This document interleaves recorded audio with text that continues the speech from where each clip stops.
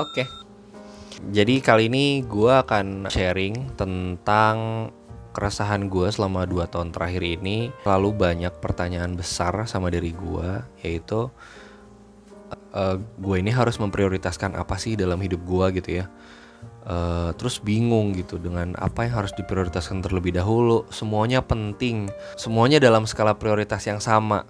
Dan yang paling takut itu adalah lambat mengambil keputusan, karena kita nggak tahu keputusan ini benar apa tidak. Apalagi di umur sekarang itu gue kadang suka, kita ini salah nggak sih ngambil keputusan hidup. Misalnya kita melihat rekan kita atau jalan bareng sama kita star dari kuliah, dari something, terus sekarang udah lebih sukses, lebih maju dari kita. Selalu timbul pertanyaan besar itu gitu loh ya. Padahal kan setiap orang punya zona waktu sukses masing-masing ya. Tapi kadang gue juga mempercayai prinsip itu. Tapi ketika kita sudah menjalaninya sendiri, terkadang itu juga kayak muncul tiba-tiba. Dan ternyata memang selalu terngiang-ngiang gitu dalam diri kita. Apalagi kadang untuk yang udah berumah tangga, kita sebagai kepala rumah tangga dalam mengambil keputusan itu kadang harus cepat, harus tanggap, juga harus bisa punya manfaat yang bagus gitu loh buat keluarga khususnya kan. Ternyata setelah gue observasi juga, setelah gue juga ngobrol banyak sama teman-teman yang ahli di bidang psikologi atau teman-teman dekat, teman-teman ngobrol yang memang sering kita ajak ngobrol, itu ternyata termasuk gejala quarter life crisis. Beberapa gejala yang bisa terlihat ketika seseorang mengalami quarter life crisis, di mana seseorang bingung dengan apa yang ia prioritaskan, bingung dengan keputusan yang diambil benar atau tidak. Gejala berikutnya adalah sering tidak percaya diri ketika bertemu dengan temannya, apalagi bertemu temannya yang lebih sukses atau punya kehidupan yang cukup baik gitu. Nah, ternyata relate bahwa ini bisa dibilang gangguan-gangguan atau penyakit yang bisa kita rasain, khususnya untuk mentality di umur-umur sekian gitu ya. Di umur-umur seginilah gitu ya, umur-umur 25, umur 30. Dan ternyata ya itu juga benar gue rasain juga gitu loh. Mungkin awalnya juga gue menjadi orang yang positif dalam menjalani hidup gitu ya. Ya hidup normal lah ya. Lulus SMA, lulus kuliah, kemudian kerja, kemudian menikah. Sepertinya tahapan-tahapan itu ya tahapan yang mungkin dijalani sama banyak orang juga sebetulnya, terlepas mereka ketemu di waktunya masing-masing gitu.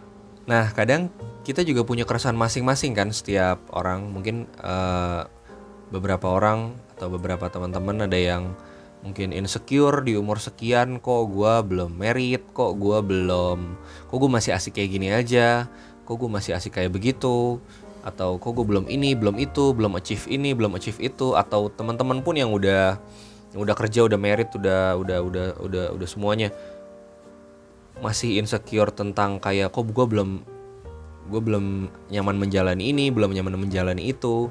Nah, itu semua mungkin kadang buat beberapa orang atau khususnya buat gue juga kali ya. Jadi makanya mungkin gue baru bisa sharing sekarang, karena gue juga dulu ketika punya keresahan itu ya gue menganggap itu sebuah hal yang harus gue selesaikan sendiri. Which is gue kadang suka tidak menggubrisnya gitu ya. Apalagi kadang ya seiring berjalannya waktu, seiring berjalannya kesibukan juga kadang kita udah terdistract dengan kesibukan kita sehari-hari gitu ya. Apalagi buat yang sambil kerja gitu, kadang next day kita udah gak punya waktu buat sharing. Kita harus mikir besok kerja, besok tugas, harus menyelesaikan tugas besok harinya, kayak gitu. Makanya dari apa yang gue rasain, dari apa yang gue sharing juga, dari apa yang udah gue dapetin, itu adalah solusi dari quarter life crisis. Itu cara yang paling baik untuk menyemangati atau melewati quarter life crisis adalah jangan terlalu melihat kehidupan orang dan membanding-bandingkan dengan hidup kita, karena apa yang kita lihat hanya sebagian dari kehidupan orang tersebut, bukan seluruhnya. Gue sih setuju ya, tapi kalau gue sih yang gue rasain kemarin adalah ya sometimes you have to share your problem with the expert. Kadang lu harus sharing dengan teman-teman lu yang mungkin lebih ngerti, dan atau mungkin ya sekedar sharing apa yang lu rasain, apa yang lu keluhkan, apa yang lagi nggak enak lu rasain dalam perasaan lu. Ya sesimpel kayak cerita ke orang-orang terdekat, kayak ke orang tua, kayak ke mungkin yang udah punya pasangan sama pasangannya. Ya itu tadi, minimal lu udah sharing apa yang udah lu resahkan atau apa yang udah lu keluhkan, supaya nggak berlarut-larut yang bisa jadi bom waktu ke depannya gitu ya. Apalagi di era pandemi gini, semua orang rasanya memiliki permasalahan besar yang sama. Permasalahan finansial, permasalahan mental. Ya buat yang biasa kerja keluar sekarang harus di rumah, punya stres masing-masing gitu loh. Kalau kita nggak bisa nge-handle problem ini, atau kita nggak bisa sharing semua masalah, dipendem, akhirnya meledak di suatu waktu yang nggak kita harapkan kayak gitu ya. So gue juga kemarin ngalamin hal kayak gitu, dimana mungkin banyak permasalahan yang gue pendam dan gue nggak pernah share gitu loh. Sekalinya meledak itu di waktu yang kurang tepat. Jadi ya gue ngambil pelajaran banget dari situ. Sampai sekarang pun sebetulnya gue masih belajar. Dan dan gue sekarang juga mengambil hikmah gitu, bahwa gue kemarin juga ternyata lagi memasuki fase quarter life crisis nih. Mungkin sebelumnya gue menganggap itu hal yang biasa, jadi gue lewatin gitu aja. Tapi ternyata ya setelah gue jalanin, dan setelah gue rasain, dan setelah gue sharing juga, ya akhirnya gue nemuin solusinya gitu, bahwa ya ternyata gue kemarin ngalamin quarter life crisis gitu loh, dimana mungkin gue dapat fase baru itu apalagi ditambah dengan dapat fase baru itu di era pandemi ini. Benar-benar harus bisa tetap positif di saat ya kita ngalamin hal-hal yang mungkin baru kita alamin gitu ya. Buat gue sih memang sebetulnya fase gue mulai jadi gak kenal diri sendiri adalah ketika gue bingung banget, gue kenapa jadi kayak gini, gak pede, gue takut ketemu sama orang, gak pede ketemu sama orang.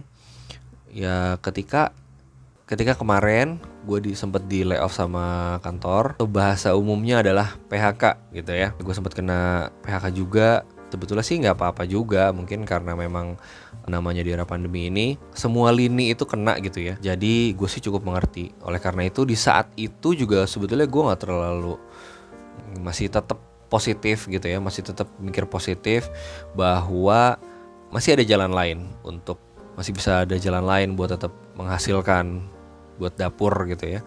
Oleh karena itu gue punya plan B, plan C, plan D, dimana plan B nya saat itu adalah uang pesangon yang gue terima gue sisihkan untuk wirausaha gue atau bisnis gue lagi, yaitu bisnis denim gue yang sempat tersendat gitu loh, karena mungkin gue terakhir fokus kerja. Dimana ketika gue udah menginvestasikan uang ke situ juga ternyata mengalami hambatan juga gitu ya. Dimana kan kalau era pandemi ini kan untuk rumah produksi kecil juga tetap harus berhentikan produksinya.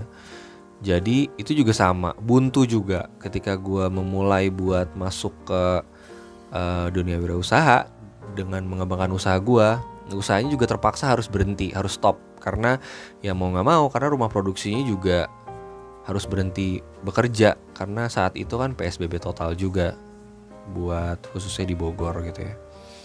Oleh karena itu balik lagi setelah di layoff entah harus gimana, memulai jalan baru juga berhenti juga, buntu juga. Ya ternyata mungkin gue masih tetap dikasih kesempatan gitu sama yang di atas. Tuh Allah ngasih gue jalan.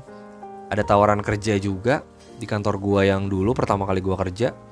Dan ternyata menurut gua mungkin yang di saat itu masih bingung harus gimana, menurut gue itu adalah kesempatan emas gitu ya. Menurut gue itu adalah kesempatan emas, dimana ini nih momen gua buat survive lagi, momen gua buat comeback lagi, bisa semangat lagi dalam hidup, bisa punya tujuan, bisa punya alasan buat ngejalanin sesuatu. Nah, yaudah gue coba tuh buat ambil tawaran itu. Dan ternyata setelah gue jalanin, memang rasanya bener-bener aneh gitu loh. Gue gak tahu, kayak gak punya semangat aja. Gak punya semangat alias gue gak tahu harus gimana, gue gak tahu harus ngapain. Gue gak percaya diri sama kemampuan gue. Gue masih selalu ngebayangin bahwa jalan yang gue ambil ini bener gak ya. Makanya ketika gue ambil, gue kira itu jadi sebuah solusi gitu dalam permasalahan kepribadian gue. Ternyata ketika gue ambil pun gue masih nggak tahu bahwa ini tuh jalan yang gue ambil bener nggak ya, kok rasanya gue bingung gitu loh harus ngelakuin apa. Bahkan ketika gue masuk pun gue diberi tanggung jawab besar dan amanat besar tuh rasanya kayaknya gue mampu nggak ya, amanah gitu ya, gue mampu nggak ya achieve dengan target yang diharapkan gitu loh. Takutnya malah jadi membebani korporasi tersebut gitu ya. Gue juga nggak ngerti gitu loh. Mungkin harusnya gue bersyukur gitu ya. Tapi ya balik lagi, mungkin gue belum beres dengan permasalahan gue belum beres dengan diri sendiri. Tapi kan korporasi mungkin korporat kan pasti punya tujuan, dan nggak bisa, menurut gue nggak fair gitu kalau misalnya kantor punya pace kerja yang tinggi tapi guanya masih lambat-lambat, guanya masih nggak tahu harus ngapain, gue berada di waktu yang salah dalam mengambil keputusan itu. Jadi gue juga nggak tahu harus mau ngapain gitu loh, kayak bingung aja gitu harus ngapain. Makanya kan gue aja sampai nggak tahu harus ngejelasin kayak apa rasanya waktu itu. Makanya gue juga di situ memutuskan buat berhenti kerja lagi, karena takutnya gue malah jadi bad influence gitu di situ, malah nggak bisa ikut pace dari korporat tersebut gitu loh. Rasanya nggak fair aja buat korporasi tersebut. Nah, seiring berjalannya waktu sih, balik lagi gue makin nggak tahu harus mau ngapain gitu loh. Sedangkan mungkin di titik ini gue udah berumah tangga gitu ya. Udah harus bisa punya keputusan, udah harus bisa menjalankan rumah tangga ini dengan baik gitu ya. Masalah finansial pun walaupun udah punya simpanan, walaupun udah punya pegangan, tapi kan tetap kita harus bisa menjalankan ini dengan baik gitu ya. Sedangkan gue masih belum beres dengan urusan gue belum beres dengan apa yang ganjal gitu dalam hidup gue gitu. Makanya saat itu sih yang gue lakukan adalah gue sharing ke banyak pihak gitu loh. Gue sharing ke banyak pihak, gue sharing ke banyak orang, gue sharing ke mungkin teman-teman yang expert di bidangnya juga, psikologi. Gue cerita tentang keresahan gue cerita tentang permasalahan gue. Mereka juga memberikan solusi-solusi yang sangat solutif gitu ya. Sampai akhirnya ada di titik dimana gue ngerasa bahwa ya yang bikin ini semua terjadi adalah karena kita mungkin jarang share gitu loh. Jarang cerita atau tabu kali ya, jarang cerita atau tabu untuk menceritakan permasalahan kita ke orang-orang terdekat kita. Kayak gue juga suka cerita sama istri gue sendiri tentang permasalahan yang gue alamin gitu loh. Cuman rasanya kalau cerita semuanya gue juga kadang suka ngerasa bersalah gitu ya. Ya balik lagi, mungkin itu permasalahan, kadang kita gak mau cerita, kita suka ngerasa bersalah sama pasangan kita merasa malah menambah beban dia. Karena mungkin ya namanya istri kan harus ngurus rumah tangga juga, harus ngurus anak juga. Rasanya kalau kita cerita tentang permasalahan kita kok kayak nambahin beban dia ya, bukan malah membantu menyelesaikan gitu loh. Tapi that's the point gitu loh. Ya menurut gua solusi yang bisa kita lakukan adalah kita nggak perlu banyak cerita ke banyak orang, cukup cerita sama orang-orang kita percaya, yakini bahwa dia bisa pegang cerita kita dengan baik gitu ya. Oleh karena itu juga yang gue lakuin, gue share ke banyak hal sehingga gue punya perspektif baru dan gue punya insight baru bahwa kita tuh harusnya seperti ini gitu loh. Kita juga harusnya seperti ini. Kita juga perlu merasakan kesedihan kita, tapi nggak boleh terlalu berlebihan, nggak boleh terlalu berlarut-larut gitu loh. Karena ya balik lagi, masing-masing teman-teman kan juga mungkin punya cita-cita, punya tanggung jawab, punya tanggungan. Tetap harus bisa kembali ke versi terbaiknya dari teman-teman gitu ya.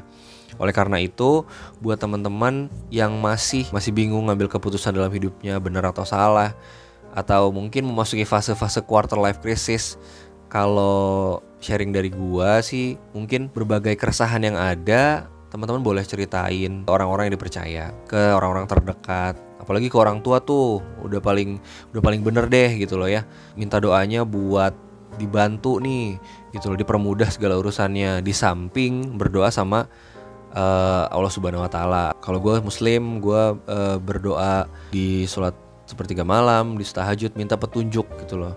Tapi kan tetap minta petunjuk juga kadang ilhamnya dapat dari mana aja gitu. Sama seperti rezeki gitu. Rezeki juga harus kita jemput. Jangan kita berdoa minta rezeki tapi kitanya malas-malasan gitu ya. Oleh karena itu, apa yang bisa teman-teman lakuin sekarang? Be kreatif gitu loh ya. dari rumah bisa sambil jualan, atau teman-teman yang kerja bisa sambil WFH. Dan juga yang harus dilakukan adalah introspeksi gitu loh ya. Introspeksi di sini adalah itu juga yang gue lakuin. Ya, apa kitanya terlalu muluk-muluk, atau ekspektasi kita terlalu tinggi, atau ekspektasi kita terlalu tidak masuk akal dengan kemampuan kita. Kita juga harus tetap rasional loh gitu loh, menempatkan goals kita. Goals boleh setinggi mungkin, goals boleh sehebat mungkin. Kalau gue dapat sharing dari masukan itu adalah, yaitu kita harus tetap rasional oleh ekspektasi kita. Jadi ketika ekspektasi kita sesuai dengan kemampuan kita bisa achieve itu, dan kita tidak terlalu memaksakan diri kita seperti apa. Seperti itu. Yang terakhir itu tetap berpikiran positif, dimana itu juga yang gue lakuin buat tetap sadar, tetap waras, tetap positif. Karena kalau misalnya once kalian punya pemikiran negatif, itu biasanya yang gue rasain itu pasti akan jauh kemana-mana pikiran kita. Contohnya pasti akan iri dengan pencapaian orang, pasti akan mudah sekali menyalahkan orang lain atas kegagalan kita sendiri gitu loh. Oleh karena itu ya, kenapa gak kita nyalahin diri kita sendiri aja, terus kita introspeksi, kita bebenah, kita memperbaiki apa yang kurang dalam hidup kita, supaya bisa jadi manfaat ke depannya teman-teman, supaya bisa jadi manfaat. Dan itu juga yang gue lagi lakuin sekarang gitu loh. Nah, mungkin itu aja sedikit video dari gua. Quarter life crisis kali ya. Mungkin bahasannya berantakan. Gua mohon maaf. Semoga ada manfaat yang bisa diambil. Karena balik lagi, mungkin beberapa permasalahan ini juga lagi teman-teman rasain. Sama gue juga gitu loh. Sesuai dengan temanya, I'm with you. Jadi sama kok, gue juga ngerasain itu, gue juga ngejalanin itu, gue juga ngelewatin itu. Dan gue harap cerita gue ini atau sharing gue ini bisa ada manfaat yang bisa teman-teman ambil. Mungkin saat ini lagi bingung-bingungnya nih, yang lagi bingung-bingungnya mau ngapain, atau lagi bingung-bingungnya ngejalanin apa yang mungkin lagi teman-teman gak suka atau suka gitu ya. Ya mungkin bisa ada manfaatnya video gua buat teman-teman yang memang lagi ngejalanin fase ini, fase dimana yakin gak yakin dengan keputusan yang diambil saat ini gitu loh. Yang penting senengin apa yang teman-teman jalanin, dan gue sih selalu berdoa semoga apa yang kalian ambil itu punya manfaat yang banyak banget buat kalian ke depannya. Terus sekian aja video dari gue Riza Ren. Sampai jumpa di video selanjutnya. Bye bye.